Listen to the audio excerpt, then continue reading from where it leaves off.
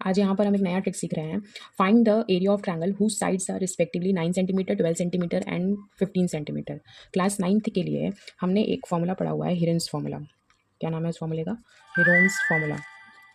ठीक, Heron's formula का formula होता है under root S, S minus C, S minus B और एस माइनस सी। ठीक, जहाँ पर एस क्या है? सेमी पेरीमीटर है, सेमी पेरीमीटर है। ठीक है, तो यहाँ पर सेमी पेरीमीटर निकालने के लिए फॉर्मूला होता है ए प्लस बी प्लस सी अपॉन में 2। ठीक है, तो ये हिरोन्स फॉर्मूला उस ट्रायंगल पर अप्लाई होता है जिसके तीनों साइड्स आपस में इक्वल नहीं होते हैं। जैसे कि हमने पढ़ा था कि 3 टाइप के ट्रायंगल होते हैं। एक होता है इक्विलेटरल ट्रायंगल, एक होता है आइसोसेलेस ट्रायंगल और एक होता है स्केलन ट्रायंगल। तो स्केलन ट्रायंगल जो होता है उसके तीनों साइड्स आपस में इक्वल नहीं होते हैं। तो जैसे कि एक साइड इसकी दी हुई है 9 सेंटीमीटर, दूसरी साइड दी है 12 सेंटीमीटर और तीसरी साइड दी है 15 सेंटीमीटर। तो ऐसे ट्रायंगल का एरिया निकालने के लिए हम हिरोन्स फॉर्मूला का यूज़ करते हैं। चलिए इसको फाइंड करते हैं। यहाँ पर ए की वैल्यू है 9 सेंटीमीटर जो कि हमें क्वेश्चन में गिवन है, बी की वैल्यू है 12 सेंटीमीटर और सी की वैल्यू है 15 सेंटीमीटर। यहाँ से हम एस फाइंड करेंगे तो 9 centimetre plus 12 centimetre plus 15 centimetre upon में 2। तो क्या आएगी वैल्यू?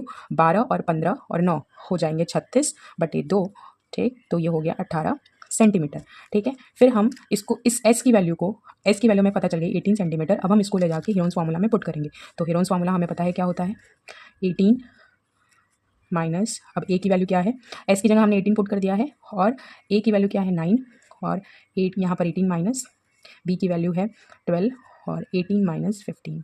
इसको सॉल्व करते हैं तो 18 इंटू, ये सारे आपस में मल्टीप्लाई में है तो 18, इनको सॉल्व किए ब्रैकेट को तो 9, इनको सॉल्व किए तो 6 इंटू इसको सॉल्व किए तो 3।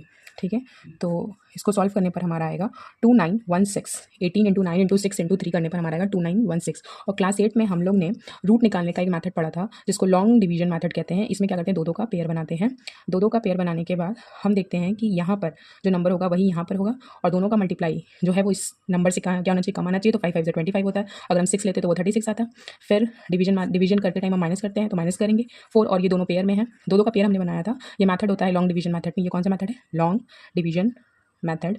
तो हम क्या करेंगे, पेयर बनाए हैं और फिर ये 16 क्या हो जाएगा, यहाँ पर आ जाएगा। फिर ये इसी नंबर को यहाँ प्लस करते हैं तो ये 10 आता है।